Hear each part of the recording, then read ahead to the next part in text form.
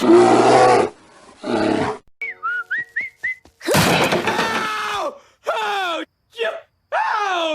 the hell is wrong with you? Gee, sorry. It's a pretty standard stun, Homer. Hello and welcome back to my channel. I am your host, the Commander Bear, and today I have a very special deck tech for you guys. Now, we have all heard of Dragon Tribal, Human Tribal, heck, even Moonfolk Tribal. But today I'm going to attempt to go beyond that and do Chair Tribal. Yes, every non-land card in this deck will have a chair in the artwork. Let's get into the deck tech. First, the commander we are running is the king of all chairs. It's Kenrith, the Returned King. For 1 red mana, he adds wheels to all of our chairs to make him go faster and stomp through your opponents.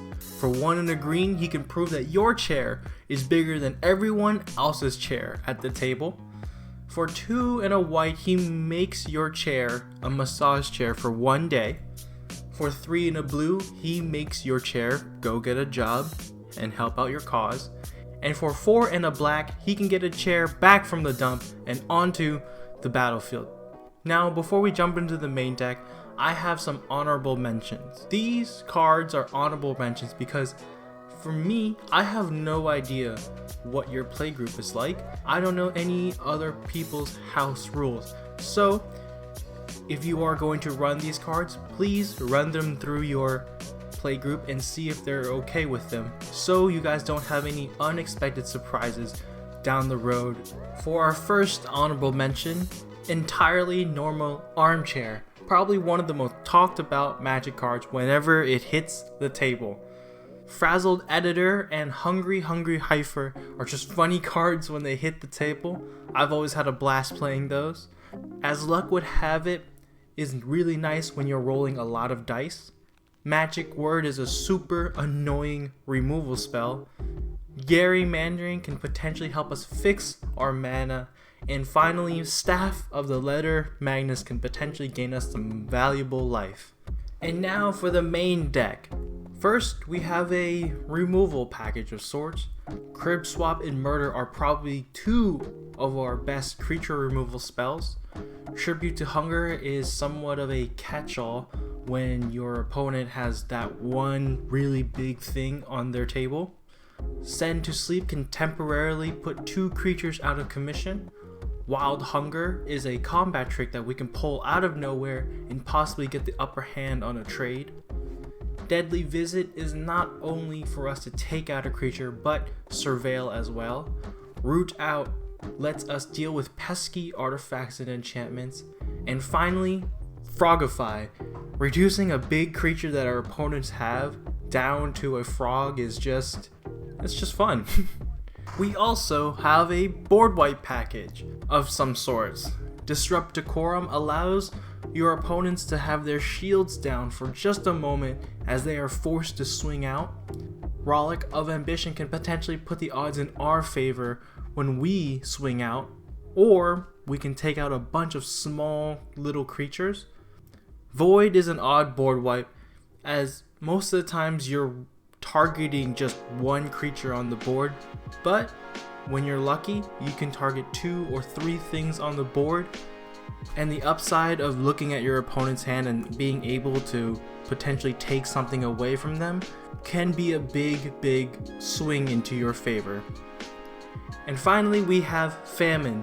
It can deal with some decently sized creatures, but you'll have to take a bit of damage for it.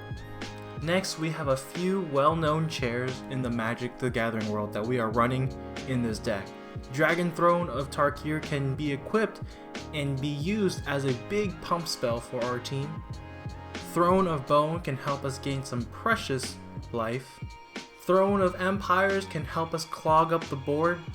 Throne of Geth can help us build up counters on our chairs. And finally, Throne of the God Pharaoh helps us take down our opponents faster as we swing out. Also, we have some artifacts that have chairs in the pictures.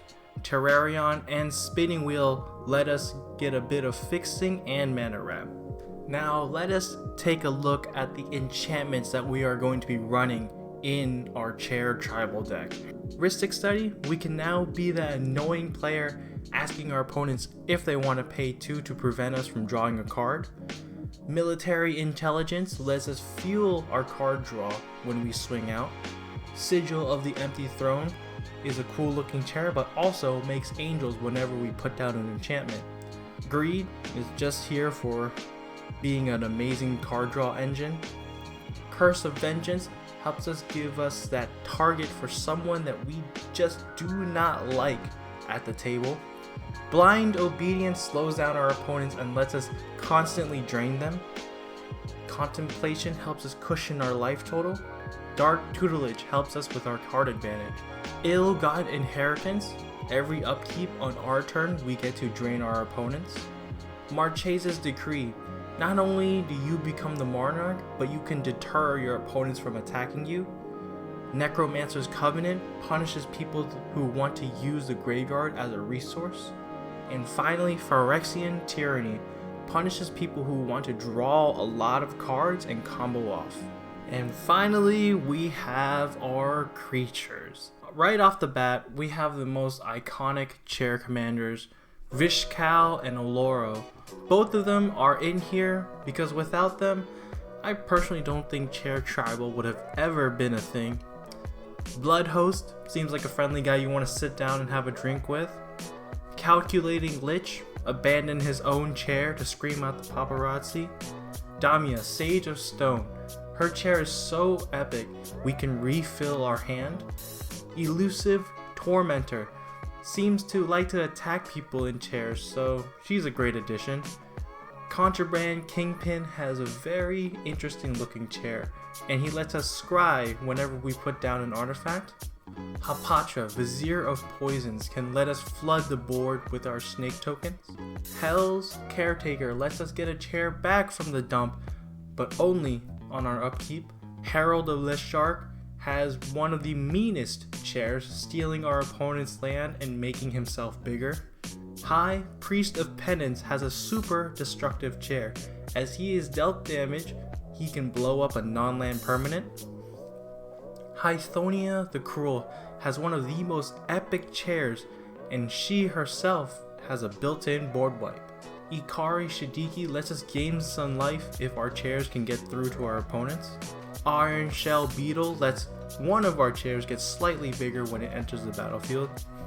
Jalira Master Polymorph has the coolest transforming chair, as we can sacrifice a chair in hopes to get a better chair.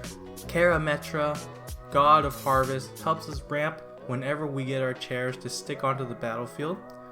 Keldon Champion has probably one of the most uncomfortable chairs in this deck, that's why he has an echo cost and haste. Kel's Fight Fixer puts in work, as this is one of our sources of card draw. King of Makar seems like he's sick of his own chair, so he has to take away other people's chairs as well. Kaidel is in here to potentially make huge amounts of mana, but mainly it's because her chair is big. Mangara has the comfiest of massage chairs, as his chair can let us draw some cards. Marchesa the Black Rose lets our chairs get bigger, but also they can come back from the dump right away. Marionette Master has a pretty cool chair that makes tokens and can deal damage to our opponents. Markov Patrician has a super soft, cushy massage chair. Maw of Obsidat has a chair that eats other chairs to make the rest of our chairs get bigger. Maxis is just in here because he has a dope chair. Queen Marchesa not only has a very cool looking chair, but also introduces one of the most fun mechanics in Commander. Stoic Angel has a chair made of leftover angels, but also has the ability to slow down our opponents. Tassiger the Goldfang has a super cool looking gold and blue chair. Teysa, Envoy of Ghosts, doesn't have the fanciest of chairs, but can deter our opponents from attacking us. And finally, Varina. We really don't play many zombies, but in my opinion, she has probably the coolest looking chair out of everyone in this deck. And that will wrap up today's deck tech. I hope you all give this build a try in your next game of Commander. And just a reminder for you guys, These decks are supposed to be fun and not meant to be taken seriously at all. I really like playing this deck because it adds a certain element to a game that is so out of the norm. And for a second, it feels like my friends are not playing Magic just for the sole purpose of winning.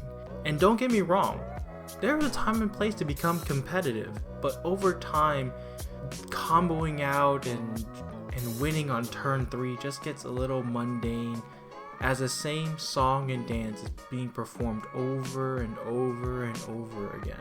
I hope you all enjoyed this deck tech today. I had a lot of fun building it and playing it, and I hope you guys feel the same way too. Thank you for watching that video. If you liked it, please feel free to share and click that like button. If you want to stay up to date on every episode, just hit that subscribe button and click the bell so you don't miss out. I am the Commander Bear, and it has been a pleasure hosting this episode for all of you. I will see you all next time.